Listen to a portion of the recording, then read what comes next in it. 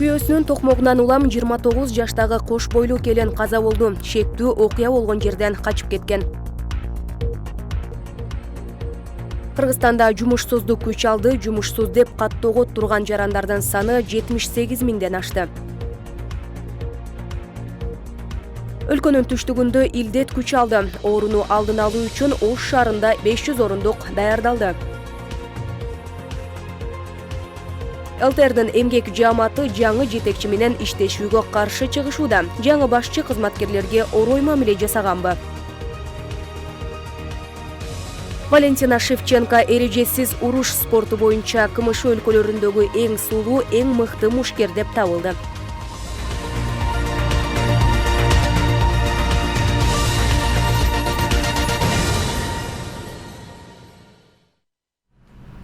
Ушул жана башка окуялар менен жарым саат бою кызматта мен Айганыш Туратбек кызы, амансыздарбы?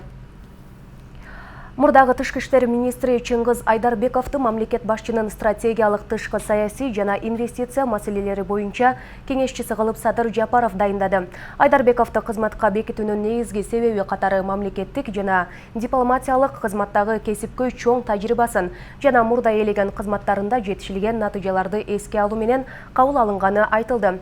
43 жаштагы дипломат тышкы иштер министрлигин 2018 жылдан бери башкарып келген. Быйылгы кезектеги парламенттик шайлоодон кийинки бийлик алмашууда Жапаров анын ордуна Жогорку кеңештин депутаты ТИМдин мурдагы башчысы Руслан Казакбаевди дайындаган. Бишкектеги эски аянт октябрь айынан башынан тарта Турдакун Усубалиевдин ысымы менен аталды. Буга байланышкан токтомду Бишкек шаардык кеңеши мындан туура 1 жыл мурда кабыл алган. Документте чечим 2020 жылдын октябрынан күчүнө кирери айтылган. Шаар кеңешинин депутаттары бул чечимди бир добуштан жана эч кандай талкуусу жок кабыл алышкан. Эске салсак, 2019 жылы Усубалиевдин 100 жылдыгы белгиленген. Президенттин милдетин аткаруучу жана премьер-министр Садыр Жапаров Кыргызстандын президентин жана Жогорку кеңештин депутаттарын шайлоо жөнүндө конституциялык мыйзамдын айрым ченемдерин колдонууну токтото туруу жөнүндө конституциялык мыйзамга 22 октябрда кол койду. Президенттин басма сөз кызматы бул мыйзамды кабыл алууга бир катар жагдайлар өлкөдөгү коомдук саясий кырдаал шарт түзгөнүн белгиледи. Мурда шайлоо дайындоо жөнүндө анткени Жогорку кеңештин жыйынында президенттик да, парламенттик да шайлоону азырынча өткөрбөө, адегенде конституцияны өзгөртүү керек экени айтылган мыйзам долбоору бир күн ичинде фракциялардын да тийиштүү комитеттин да колдоосуна ээ болуп, жалпы жыйында доро 3 окууда кабыл алынды. Долбоордун демилгечилери муну өлкөдөгү оор коомдук саясий жана экономикалык абал менен негиздешүүдө. Ошол эки статьянын действиялары приостановить этилгенде бул конституциялык мыйзам 80 добуш менен кабылданыш керек. 83 менен добуш менен кабыл алып беришти. Анан эми демек ал статьялар иштебейт. Иштебегенден кийин бир кайра ошол өзгөртүү түзөтүү киргенче, ошол статьялар кайра иштегенче Жогорку кеңешке болгон шайлоо токтоп тура турган болуп атат. Анан айрым саясий партиялар мыйзам бузулду деген пикирлерди айтып атышат. Мыйзам качан бузулду?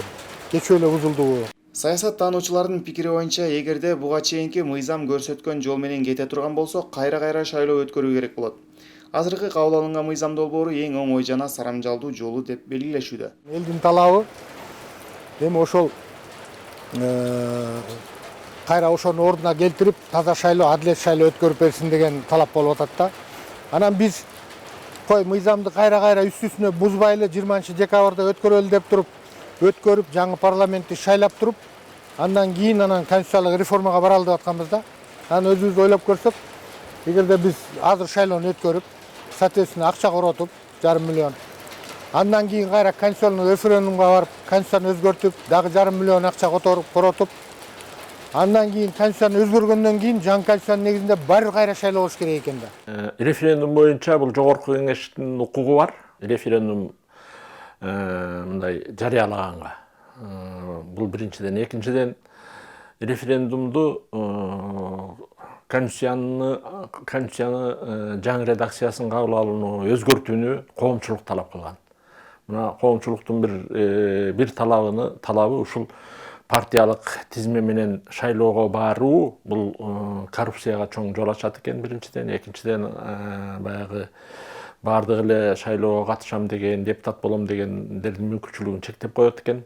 Ошондуктан бул шайлоо партиялык тизме менен шайлоого баруу биздин коомдо болбойт экен деген талаптар ушул көп айтылды да.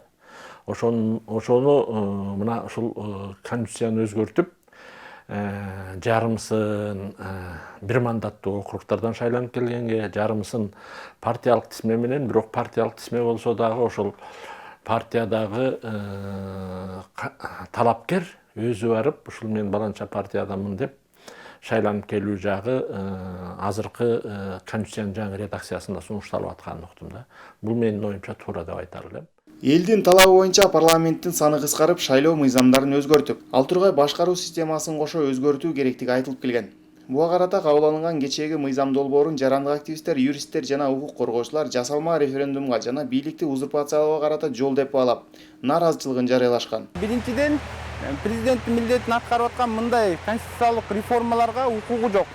Экинчиден, жанагы 120 депутаттын азыркы парламенттин моралдык да укугу жок да. Анткени бул иште Садыр Жапаров өзүнүн кыргыз мамлекетине болгон сүймөнчүлүктөн өзүнүн жеке амбициясын алдыга койду деп мен эсептейм да. Мыйзамга ылайык конституциялык реформаны өткөрүү аяктаганга чейин парламенттик кайра шайлоо өткөрүлбөйт. Жогорку Кеңештин депутаттарын шайлоо 2021 жылдын 1-июнунан кеч эмес дайындалат. Айрым депутаттар бул мыйзам долбооруна каршылыгын билдирип, бийликти бир кишинин колуна берүү аракети деп баалашса, демилгечилер бул мыйзам долбоорунда конституциянын бир дагы нормасы бузулбаганын айтышты. Илья Санарбай уулу, Нурбек Жеңишбек уулу, Нурньюз, Бишкек. Бишкек шаардык билим берүү башкармалыгы мамлекеттик сатып алууларды тийиштүү тендер өткөрбөстөн жүргүзүп, анын кесепетинен муниципалитетке 30 миллион сомго жакын зыян келген. Бул туурасында УКМКнын маалымат кызматынан кабарлашты. 2011-2018 жылдары Бишкек шаарынын билим берүү башкармалыгынын жогорку кызмат адамдары жоопкерчилиги чектелген компанияларынын биринин өкүлдөрү менен жең ичинен сүйлөшүп алган. Алар лифт агрегаттарын даярдоо, жылуулук, электр энергиясын эсептөө приборлорун техникалык тейлөө, текшерүү боюнча кызматтарды сатып алууну жана ысык муздак сууну сынаксыз, тийиштүү тендерсиз ишке ашырганы аныкталганы айтылган маалыматта.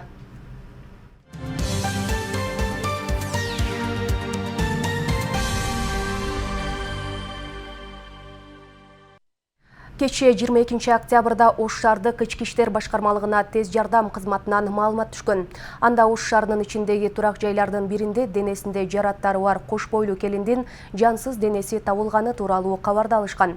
Ошол эле учурда кош бойлуу келиндин апасы да жарат алганы маалымдалып, ооруканага жеткирилген. Каза болгон келиндин өлүмүнө аны менен жарандык некеде турган күйөөсү шектелип, ал Бишкек шаарында колго түшүрүлгөн.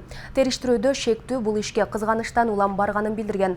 Окуядан 2 күн мурда күйөөсү келинди аюусу сабап Бишкек шаарына качып кеткен. Бирок жабырлануучулар тиешелүү мекемелерге кайрылган эмес. Натыйжада келин 2 күндөн кийин алган жаратынан көз жумду. Шектүү бүгүн милиция кызматкерлеринин коштоосунда Ош шаарына алынып келинери айтылды.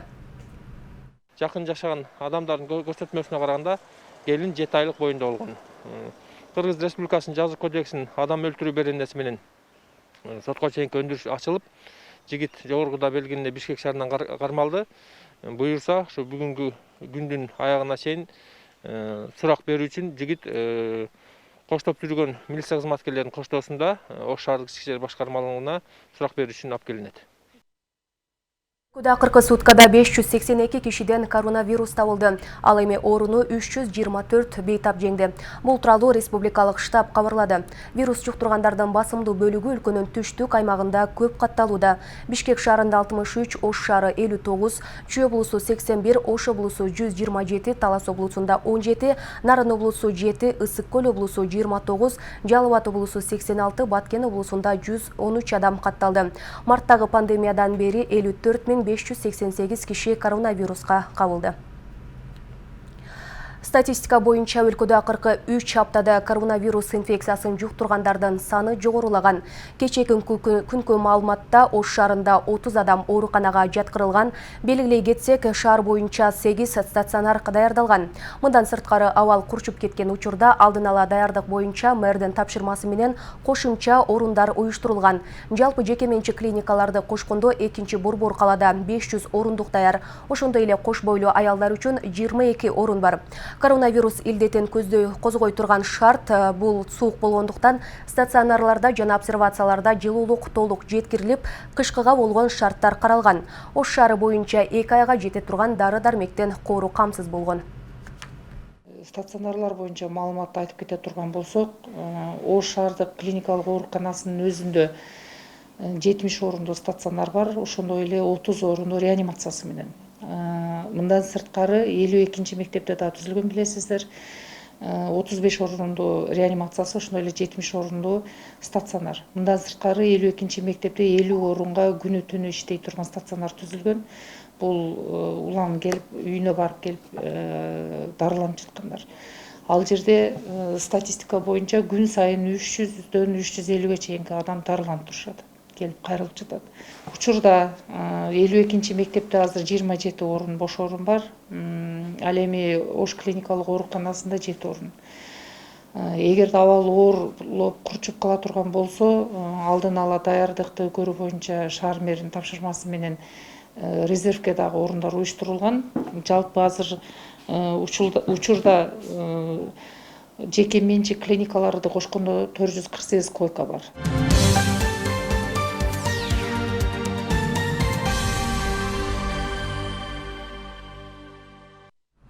Европада бир күн ичинде коронавирус жогузуп алганы расталган адамдардын саны 22 октябрда биринчи жолу 200 миңден ашты. Казакстан мындан ары COVID-19 вирусун жуктурбаганын тастыктаган тести жок жарандарга өз аймагына киргизбейт. Түндүк Атлантикалык альянска кирген өлкөлөрдүн коргоо министрлери бул маселени ушул аптада талкуулашат.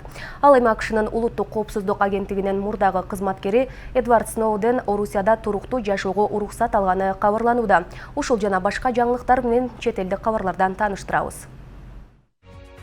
Европада бир күн ичинде коронавирус жугузуп алганы расталган адамдардын саны биринчи жолу 200 миңден ашты. Бул тууралуу Reuters маалымат агенттиги жаңы талдоосунда билдирди. Ал талдоодо чөлкөмдө коронавирустун экинчи толкуну жүрүп жатканы, акыркы 10 күн ичинде жаңы бейтаптар 2 эседен ашык көбөйгөнү белгиленген. Европанын оорулардын алдын алуу жана көзөмөлдөө борборунун маалыматына ылайык, континентте вирус жугузуп алгандар 5 миллиондон, COVID-19-дан көз жумгандар 205 миң кишиден ашты. Чехияда кайра карантин чаралары күчөтүлүп, соода түйүндөрүнүн көбү жабылды. Чех өкмөтү НАТОдон жана Евро биримдикке кирген өлкөлөрдөн 300 аскердик дарыгерди жардамга чакырды. Бельгия коронавирус күчөгөнүнө байланыштуу өтө зарыл эмес дарылоо курстарын токтотууда. Польшанын бийлиги башкала Варшавадагы улуттук стадионду 500 бейтапты дарылай турган убактылуу бейтапканага айландырууну чечти. Францияда COVID-19 жугузуп алгандар ооруканалардагы жалпы бейтаптардын 44%-ын түзүүдө. Дүйнө жүзүндө коронавирус жугузуп алгандар 41 миллион 717 миңден ашты. Пандемиянын курмандыктарынын жалпы саны 1 миллион 137 миң кишиге жетти.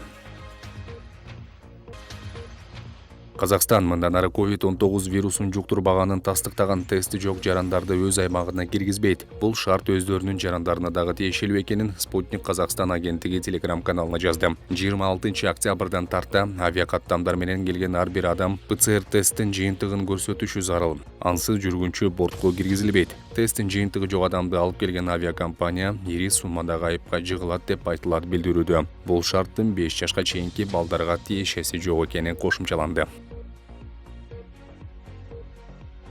НАТО Германиянын аймагына жаңы космос борборун курууну көздөйт. Түндүк Атлантикалык альянска кирген өлкөлөрдүн коргоо министрлери бул маселени ушул аптада талкуулашат. НАТО Орусия менен Кытайдын агрессивдүү мамилесинен улам Германиянын түштүк батыш тарабына жаңы космос борборун курууну көздөп жатканын билдирүүдө.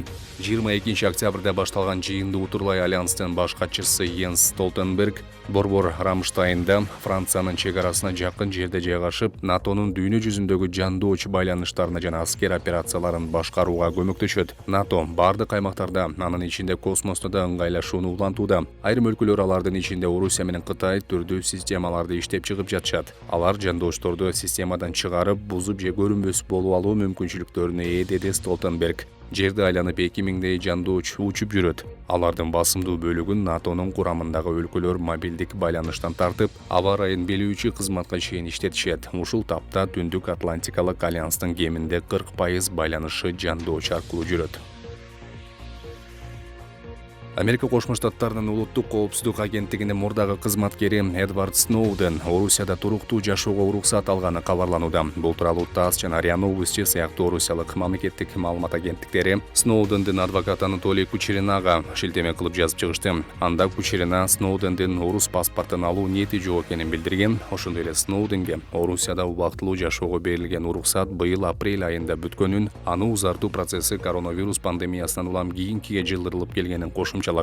Америкалык атайын кызматтын келишими боюнча иштеген мурдагы кызматкери Сноуден 2013 жылдын жайында Америка менен Британиянын купуя маалыматтарын интернетке жарыялап жибергенден кийин мекенинен качып кетип, Орусиядан убактылуу башпаанек тапкан. Ага Кошмо Штаттарда тыңчылык боюнча айып коюлган.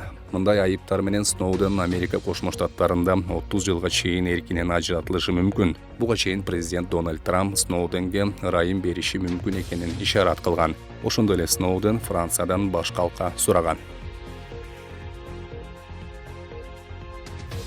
Ушул ишемби күнү 24 октябрда аралаш мушташ дүйнөсүндө көптөн бери күттүргөнүн кармаш болмокчу. Анда UFC уюмунда жеңилбес атка конгон Хабиб Нурмагомедов наамын коргоп калганга далалат кылат. Россиялык белгилүү мушкер Хабиб Нурмагомедов менен америкалык Джастин Гейджи Абу-Дабиде өтө турчу UFC 254 турниринин алкагында кыл чайнашканы турат. Кармашта мушкерлер кимиси чемпиондук курга татыктуу экендигин тастыкташы керек. UFC'нин президенти Дана Уайт бул беттеш промоушендин тарыхында эң ири кармаш болорун белгилеген. Ал арада букмекерлер турнирде Нурмагомедовду фаворит көрүшүп, Геджинин жеңип чыгууга мүмкүнчүлүгү аз дешүүдө. Жеке кармашуулардын кечеси UFC уюму пандемия убагында Абу-Дабиде салган яз аралыгында комплексте уюштурулат. Бишкек убактысы боюнча турнир 19:00 башталат. Саат 21:00 болжолдуу карттын беттештери, ал эми түндө негизги кармаштар старт алмакчы. Ал эми Нурмагомедов менен Геджи октагондо Бишкек убактысы боюнча 1 же 2:00 башталат.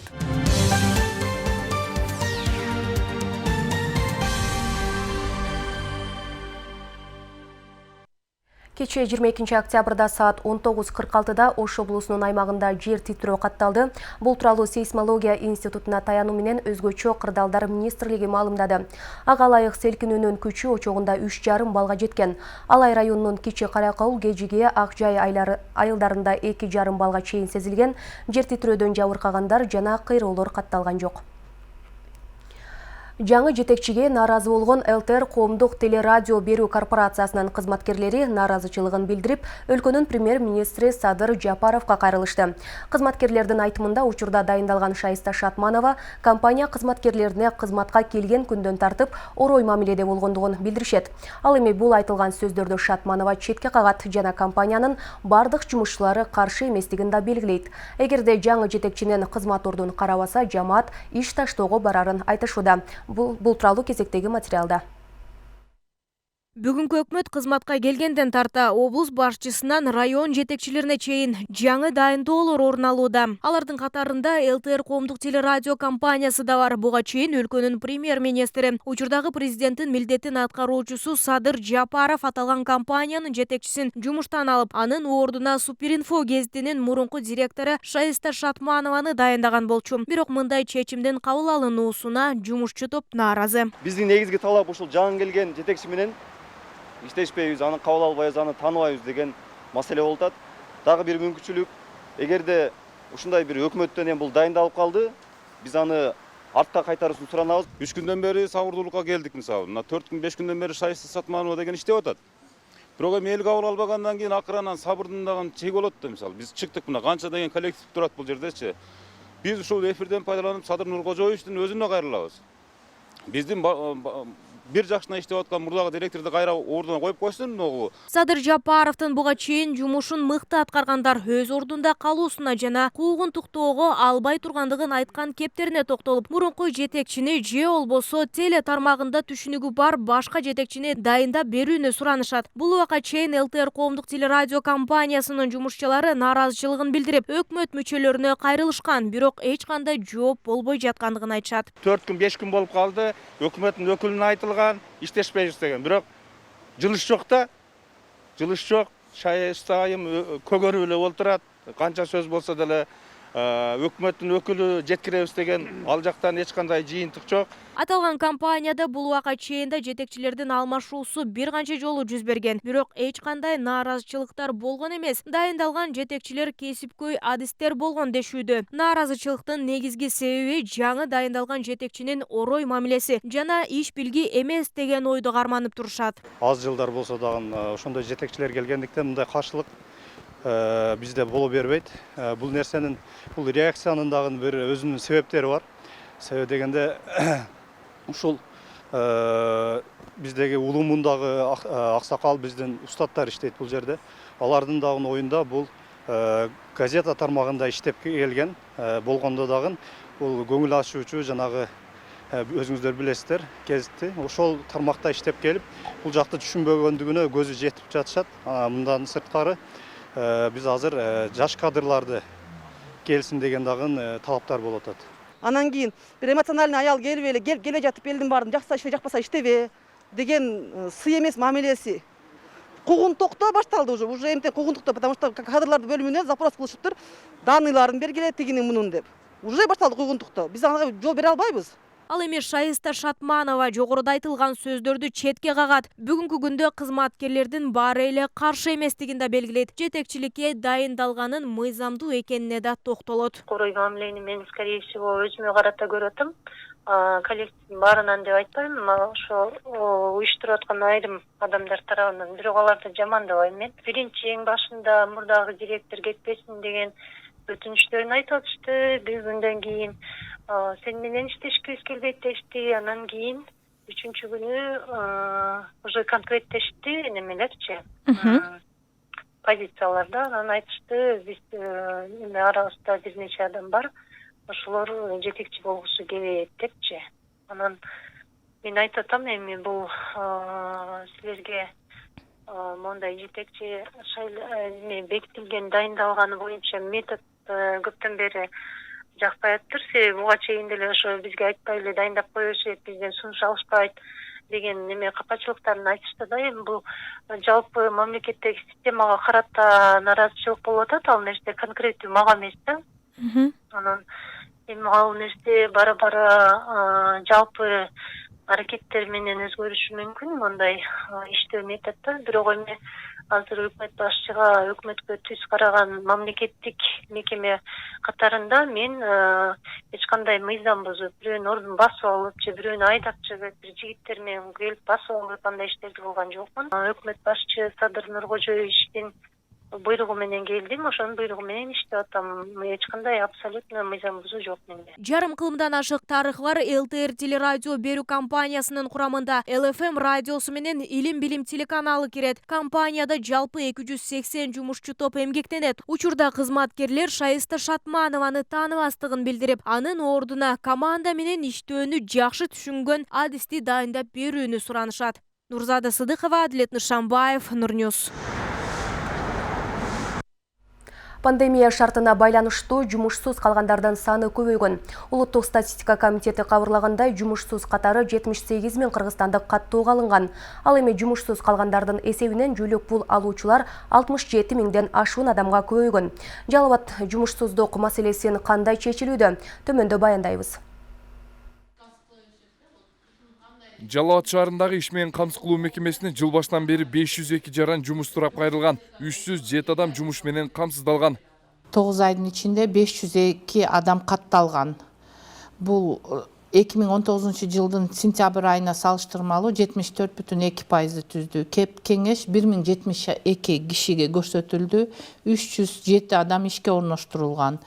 Бул 2019 жылдын сентябрь айына салыштырмалуу 72,9% түздү. Коомдук иштерге 89 адам жөнөтүлгөн. Учурда жаштардын басымдуу бөлүгү экономика, юридика тармагын тандап алышкан. Бул кесип ээлерине жумуш таап берүү кыйын экендиги айтылат. Окуу жайды мындай молодежь, мындай кандай десем, юрист, бухгалтерге эле окуй беришет да.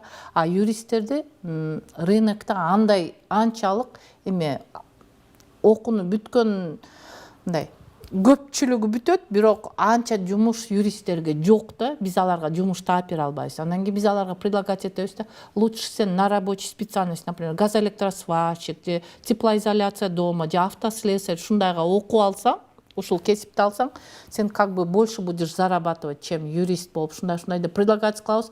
Ким макул болгондор окуйт. Макул болбогондор уже окубайт да. Анан кийин көбүнчөсү мындай, в основном азыр мен байкашымча жаштар иштегиси келбейт.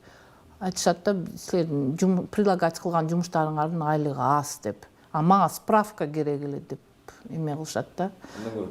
Андан көрө детский пособие алайын деп ушинтип. Жалал Абад шаарында 710 үй-бүлө мамлекет тарабынан берилүүчү көмөк каражатын алышат. Булар аз камсыз болгон жумушсуз ата-энелердин балдарына 16 жашка чейин 810 сомдон ар бир балага берилет.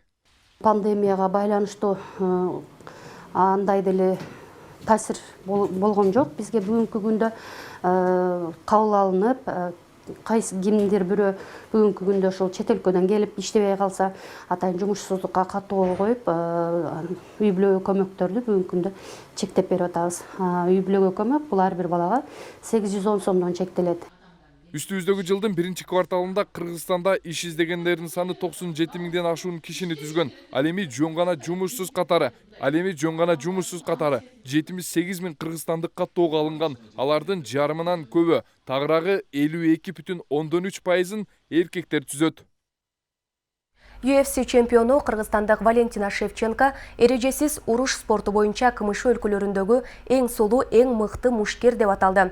Бул тууралуу россиялык Турстат порталы жазды. Аталган портал Россия жана КМШ өлкөлөрүнүн ММА спортунда салмак даражасына карабай кыз-келиндердин арасында мыкты мушкерлердин рейтингин түзгөн. Жүргүзүлгөн онлайн сурамжылоодо кыргызстандык спортчу озуп чыккан. Биздин чыгармачыл топ даярдаган урунтуу окуялар мына ушулар болду. Бул берүүбүздү биздин социалдык түйүндөрүбүздөн күзөтүңүз. Даректер экранда көрсөтүлүүдө. Илдеттен алыс болуңуздар, кайрадан амандашканча.